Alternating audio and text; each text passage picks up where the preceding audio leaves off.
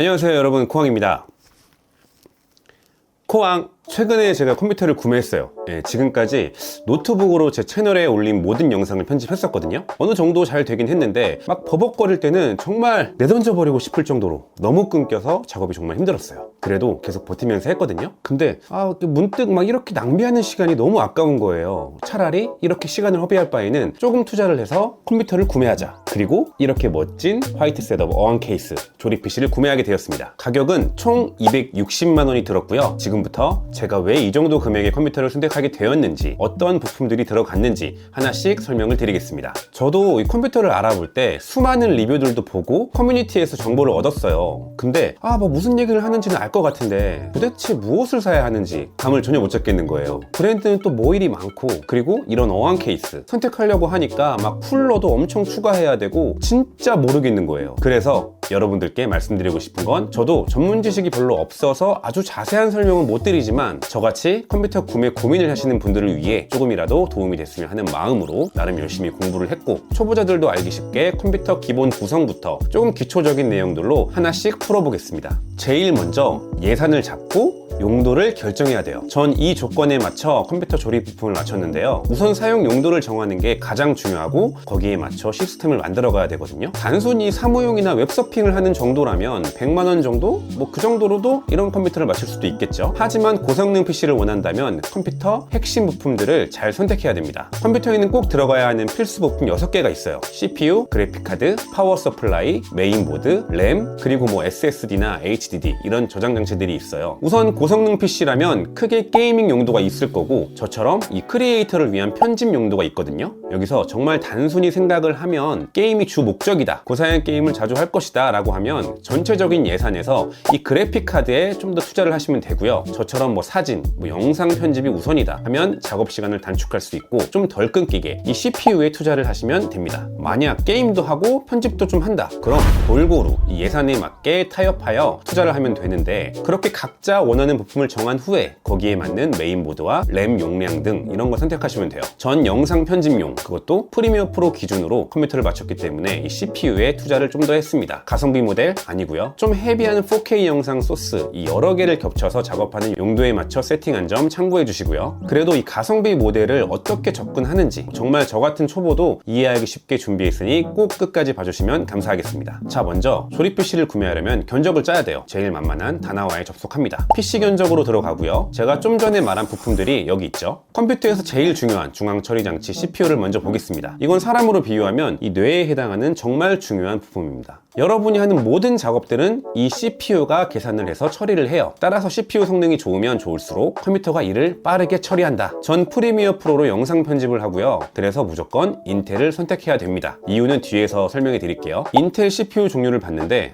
엄청 많아요. 우선 좋은 CPU를 구별하는 방법은 동작 속도가 빠르면 좋고 코어와 스레드가 많으면 좋거든요. 쉽게 말하면 공장 안에 일꾼들이 많이 있어요. 그리고 이 한 손이 아닌 양손으로 일을 하고 숙련된 작업자가 많아요. 그럼 더 빠르게 작업을 하겠죠. 인텔 CPU 기준 현재 14세대 i3, i5, i7, i9 이게 최신 버전이고요. 숫자가 클수록 동작 속도가 빠르며 코어와 스레드가 더 많다. 그리고 가격도 비싸진다. 차로 따지면 아반떼, 소나타, 그랜저, 제네시스 이렇게 이해하시면 좋아요. 그럼 CPU만 하이엔드급 i9을 선택하고 나머지는 저렴한 거 사면 되겠네? 아니에요. 보세요. 공장이 엄청 크고 쾌적해요. 그리고 많은 사람들이 일을 하고 있어요. 그럼 이 많은 사람들이 일을 잘 할 수 있게 충분한 전력을 공급해주고 일을 할 수 있는 장비들도 잘 갖춰져 있어야 효율이 증가할 거 아니에요. 그렇기 때문에 이 다른 부품들도 어느 정도 맞춰줄 수 있는 레벨의 부품을 넣어줘야 병목 현상이 발생하지 않습니다. 어느 한 부품이 좋으면 다른 것도 최소한의 사양 이상으로 넣어줘야 된다는 것인데요. 그래서 제가 정한 예산 내에서 4K 영상 편집을 위한 최고 CPU는 i7 14700K였습니다. i7 중에서도 최상위 모델이고요. 못해도 i5 14500 이상은 선택하셔야 돼요. 이 CPU에 대해 조금만 더 깊게 알아보면 여기는 등급, 앞 두 숫자는 세대를 뜻해요. 13700K 이건 13세대겠죠. 12700K는 12세대, 그리고 뒤 5679 이런 숫자는 성능을 뜻합니다. 따라서 이 세 개는 동급 성능으로 출시를 했지만 세대를 거듭할수록 조금씩 업그레이드가 되었기 때문에 한두 세대 전 i7이 최신 i5보다 성능이 더 안 좋을 수도 있다 이 말이거든요. 그래서 14700K를 선택하기 좀 어려우신 분들, 여기 CPU 성능 비교 사이트 패스마크에 들어가 이 CPU 종합 점수랑 가격을 보고 i7 14700K에서 i5 14500 사이의 CPU로 선택하시면 돼요. 그래도 예산이 좀 되시는 분들은 i7 14700K를 쓰시는 게 좋은 이유와 아까 인텔을 선택해야 된다는 이야기를 지금 할게요. 이 프리미어 프로에는 인텔 퀵싱크라는 기술이 있어요. 인텔 CPU와 이 지포스 그래픽카드를 장착한 PC라면 편집하면서 보는 이 프리뷰 창도 원래 컴퓨터가 갖추고 있는 성능보다 덜 끊기게 해주고 내보내게 할 때 있잖아요. 좀 더 빠르게 인코딩할 수 있게 해주는 그런 기술이거든요. 여기서 이 퀵싱크는 인텔 CPU 중에서도 그래픽카드가 내장되어 있는 CPU만 가능합니다. CPU에 그래픽이 있는 게 있고 없는 게 있거든요. 그래서 일반 사무용 PC 같은 경우에 거의 다 내장 그래픽이 있는 CPU를 사용하고 그래픽카드는 아예 장착을 안 해서 저렴한 거거든요. 막 컴퓨터 50만 원이면 맞추잖아요. 내장 그래픽이 있는지 없는지 어떻게 확인하는지 이 뒤에 숫자를 보면 알 수 있어요. 이 14세대 i7 14700에는 4가지 버전이 있어요. 아래로 내려갈수록 가격이 내려가고요. 14700이 기본, 여기에 F가 붙으면 내장 그래픽이 없다, K가 붙으면 오버클럭이 가능하다. 이 오버클럭은 원래 얘가 일을 이만큼만 할 수 있는데 강제로 엉덩이를 때리면서 일을 더 시키는 거예요. 그럼 KF는 뭘까요? 오버클럭이 가능하면서 내장 그래픽이 없다. 그럼 이 프리미어 프로를 사용하면 F가 붙은 CPU는 선택하면 된다 안 된다? 절대 안 된다. 퀵싱크 못 쓴다. 반면 프리미어 프로처럼 이 내장 그래픽이 있어야 효율이 올라가는 그런 프로그램을 안 써요. 게임만 하시는 분들은 KF 이거 좋죠. 성능 점수는 K 모델이랑 거의 같은데 가격은 한 4만 원 정도 쌀 거예요. 14700K가 성능 점수만 봐도 53,000점, i5 14500이 33,000점, 성능 차이가 어마어마한데다가 14700K는 오버클럭도 가능해서 더 효율적인 작업이 되겠죠. 근데 만약 이 영상 편집이 그냥 단순히 컷 편집하고 자막 하나씩 올리고 뭐 FHD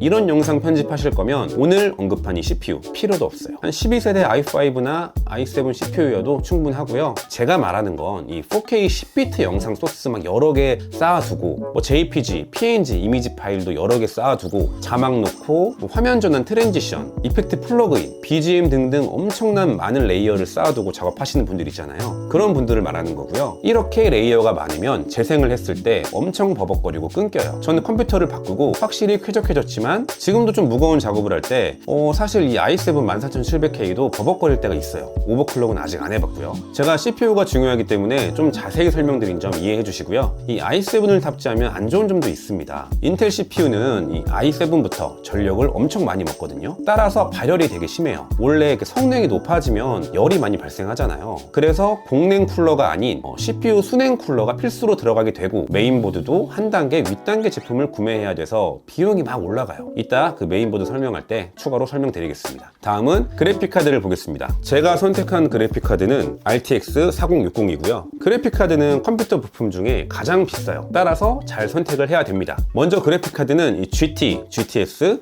GTX, RTX 이 4가지 등급으로 표현하는데 순서대로 보급형부터 최상위 그래픽카드를 말하는 거고요. 우리는 이 RTX 최상위 그래픽카드를 선택해야 됩니다. 앞 두 자리는 세대를 뜻하고요. 40이 최신입니다. 그 다음 두 자리는 순수 성능인데 50은 보급형, 60은 중급, 70부터 90까지는 플래그십 하이엔드 성능이라 보시면 돼요. 그리고 보면 이 숫자 뒤에 슈퍼, TI가 붙은 것도 있는데 그냥 같은 숫자 등급 내에서 조금 더 고성능이다 라고 이해하시면 됩니다. 이 그래픽카드는 숫자가 바뀔 때마다, 그러니까 올라갈 때마다 가격도 진짜 엄청 올라가요. 게임용이라면 어떤 게임을 하는지, 모니터를 어떤 거를 쓰는지에 따라 4070, 4080, 4090까지도 올라가야 되거든요. 하지만 제가 말한 예산으로는 영상 편집을 하는 데 있어서 4060이나 이것보다 한 단계 위인 4060 Ti 정도가 적정 수준이다 라고 생각합니다. 막 4090 같은 경우는 그래픽 하나가 몇백만 원 하거든요. 그리고 제가 이 4060을 선택한 이유는 영상 편집에서 그래픽 카드는 3D 작업이나 색 보정, 자막 디자인하고 이럴 때 사용되거든요. 근데 이 프리미어 프로에서 지포스 그래픽 카드는 CUDA 가속을 지원해요. 그래서 좋은 그래픽 카드일수록 그 렌더링 속도가 좀 줄어들거든요. 따라서 이 보급형인 4050이 아니라 조금 윗단계인 4060을 선택했고요. 자, 다나와에서 4060을 검색을 해봤어요. 난관이 생깁니다. 아까 CPU랑은 다르게 수많은 그래픽 카드가 나오죠. 가격도 다 다르고요. 이게 왜 그러냐면 지포스에서 만드는 RTX 4060이 이 그래픽 카드가 아니라 정확히 말하면 GPU거든요. 이 GPU와 VRAM 그리고 그래픽 카드 열을 식혀주는 쿨링 시스템 전원부를 하나의 기판에 부착하여 조립한 이 아세이 제품이 그래픽 카드거든요. 있거든요. 따라서 EMTEC이나 조텍, 갤럭시, 기가바이트 등등 이런 조립업체에서 GPU를 가지고 와서 구성품들을 조립해서 파는 게 그래픽 카드라는 것입니다. 이 VRAM 용량, 수율, 자기네 노하우를 바탕으로 만들어서 성능 차이가 또 그 안에서 조금씩 발생이 돼요. 그에 따라 가격도 막 차이가 나고요. 근데 전 예산이 부족해서 비싼 건 못 사겠더라고요. 전 화이트 셋업을 할 거기 때문에 4060 화이트로 검색을 했고요. 40만원대부터 60만원대까지 다양하게 나오는데 우선 VRAM 8GB는 다 동일합니다. 저렴한 제품은 조텍, EMTEC, 컬러풀 정도가 있는데 어차피 거기서 거기고 AS 5년 지원인 조텍이나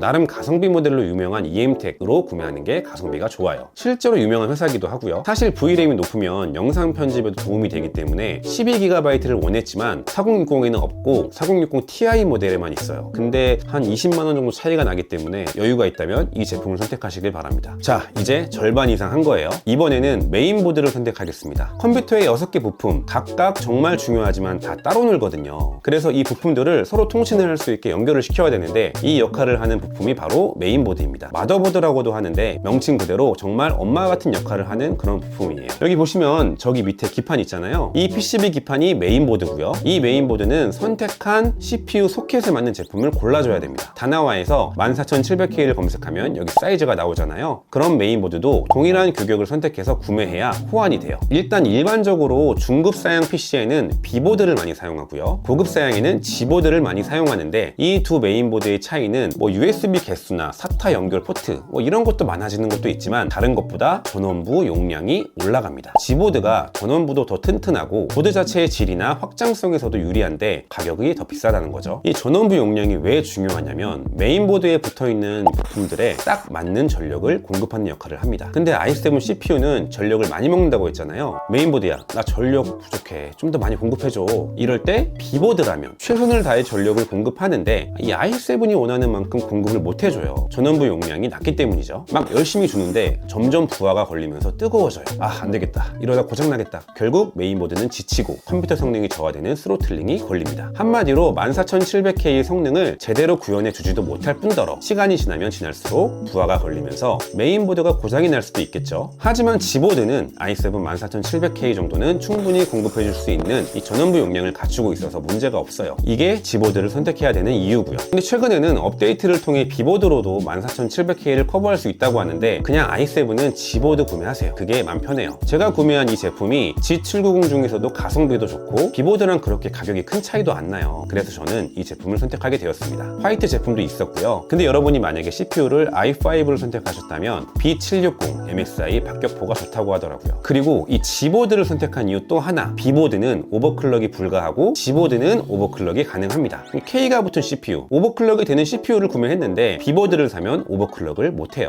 만약 여러분이 넌 K 제품인 14700 기본 모델을 구매했어도 G보드를 구매하면 램 오버클럭이라도 할 수 있거든요. 더 길게 말하면 헷갈릴 것 같기 때문에 그냥 저처럼 초보자에게 공식처럼 얘기하자면 i7은 G보드 권장, i5는 B보드 권장이라 이해하시면 될 것 같습니다. 자, 여러분, 이쯤에서 제가 한번 다시 말씀드리는데 이렇게 부품별로 조합을 하는 이유는 가성비 측면도 있지만 이 부품이 최대한 낼 수 있는 성능을 쾌적하게 구현하기 위한 최소 조건을 말씀드리는 점 잊지 말아주세요. 다음으로 램을 보겠습니다. 이 램은 단기적으로 데이터를 저장하고 꺼내 쓰는 용도인데 쉽게 말하면 은행에 돈을 맡겨두고 필요할 때 쓰려면 카드에서 인출해서 사용하잖아요. 그러면 돈이 필요할 때 인출하는 시간이 오래 걸려요. 근데 주머니에 항상 10만원씩 넣고 다녀요. 돈 쓰고 싶을 때마다 바로 이렇게 꺼내 쓰면 되거든요. 은행은 HDD나 SSD 같은 저장 장치인 거고 주머니는 램이라고 보시면 됩니다. 비유가 좀 맞는지는 모르겠지만 이런 느낌으로 생각하세요. 단기적으로 이전에 했던 작업들을 기억하고 있다가 명령을 하면 빠르게 접근할 수 있게 도와준다. 따라서 주머니가 크면 10만원이 아니라 100만원도 넣고 다닐 수 있다는 거고 이래서 다다익 램이라는 얘기가 나오는 겁니다. 영상 편집을 할 때 이 램은 최소 32GB를 권장하는데 헤비한 작업을 많이 한다. 그러면 32GB 램 2개를 장착해서 64GB로 맞추는 게 좋습니다. 램 종류를 보면 DDR4에서 DDR5까지 나왔어요. DDR5 모델을 보시면 되고요. 대표적인 기업은 삼성과 하이닉스가 있는데 하이닉스 수율이 더 좋아요. 여기서 수율이란 조금의 전력을 투자해서 높은 오버클럭을 한다. 그러니까 성능을 강제로 더 쉽게 올릴 수 있다 이 말입니다. 그리고 튜닝 램이라고 막 팀그룹 이런 데에서 나오는 램들도 있거든요. 이건 앞에 말한 삼성이나 하이닉스 램을 가지고 와서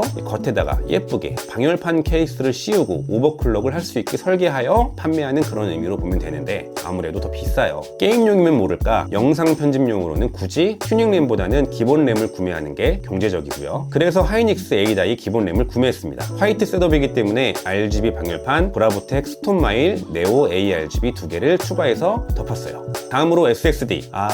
이건 그냥 삼성 거나 SK 하이닉스 제품으로 구매하면 되는데 SK 하이닉스 P31이나 P41로 구매하세요. 전 P41로 구매했는데 PCIe 3.0과 4.0 인터페이스 차이고요. 쉽게 말해서 P31은 읽기 쓰기가 이 정도인데 P41은 이 정도예요. 거의 2배 차이죠. 이게 빠르면 우선 컴퓨터 켜지는 시간 단축되고요. 프로그램 설치 시간 빨라지고 파일 저장하고 옮기는 시간, 프로그램 켜지는 시간 이런 게 다 빨라져요. 근데 그 시간이 막 우리가 체감했을 때 10초 안팎으로 엄청난 차이는 아닌데 가격은 8에서 10만 원 차이 나거든요. 그럼 사실 일반적으로는 P31도 충분해요. 근데 우리처럼 작업용, 영상 편집하는 사람들은 작업량이 많으면 많을수록 시간 단축도 되거든요.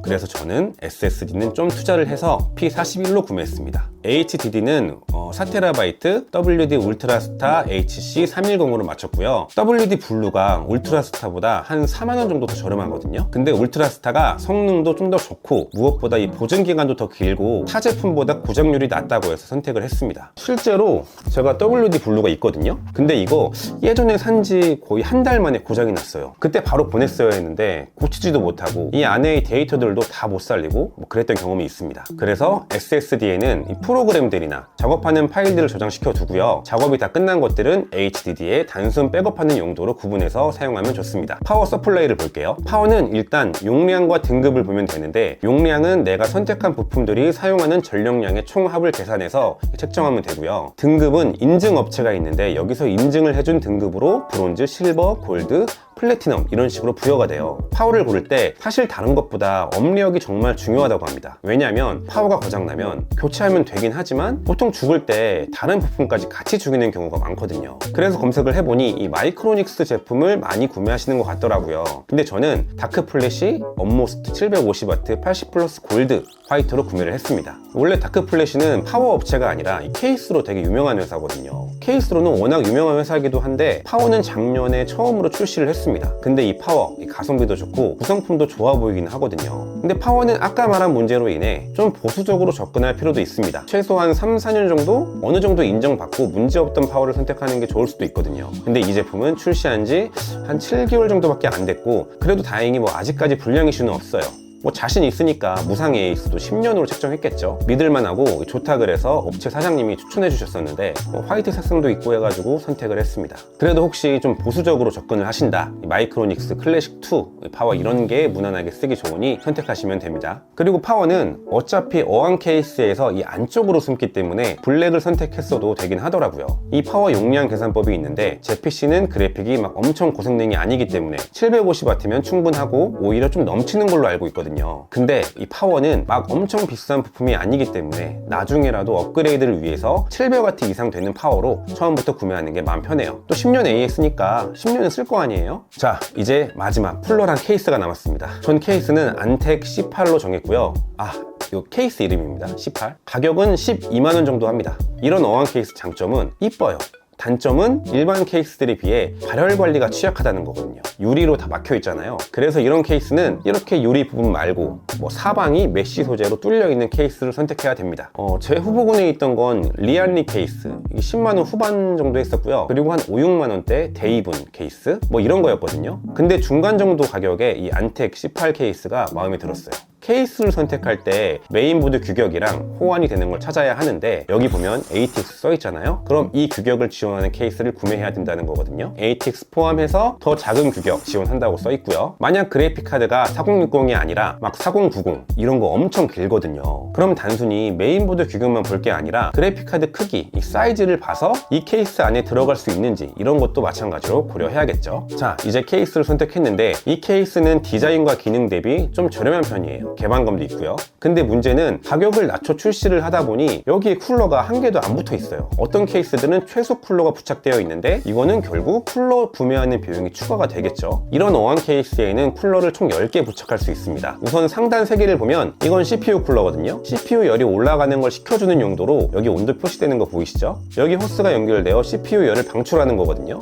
발키리 GL360 ARGB 모델이 무난하면서 제일 인기가 많더라고요. 근데 전 잘만 알파2 제품으로 A36 화이트 모델을 구매를 했습니다. 가격도 5만원 정도 저렴하고요. 이번에 새로 나온 제품인데 평이 굉장히 좋더라고요. 디자인도 그렇고 쿨링 성능까지 좋아서 이 모델 선택했습니다. 그 다음에 여기 후면과 측면, 하단 펜 같은 경우는 전부 달 필요는 없어요. 근데 저는 우선 이뻤으면 해서 전부 달았고요. 보통 이런 케이스들은 120mm 3개를 넣거나 160mm 2개를 넣을 수가 있는데 이 케이스는 워낙 크게 나와서 140짜리로 3개를 부착할 수도 있습니다. 지금은 120mm 3개인데 여기 남는 공간 140으로 했으면 더 꽉 찬 느낌으로 분위기를 연출할 수도 있었겠죠. 데이븐 AR120 ARGB 리버스 펜 6개를 구매해서 장착했고요. 여기 후면은 140mm. 보세요, 여기 꽉 차잖아요. 이쁘죠? 그리고 이런 화이트 셋업 어원 케이스를 맞출 때 여기 메인보드와 그래픽카드로 연결되는 케이블이 있는데 이 슬리빙 케이블도 구매하는 게 좋습니다. 제가 구매할 때 품절 상태라 전 흰 파로 선택했지만 보통 올 화이트로 선택을 하고요. 제품은 맥스 엘리트 프리즘 콤보 슬리빙 케이블 0.3m입니다. 조립은 솔직히 할 엄두가 안 나더라고요. 조립비 5만원 추가해서 이렇게 총 261만원에 구매를 하게 되었습니다.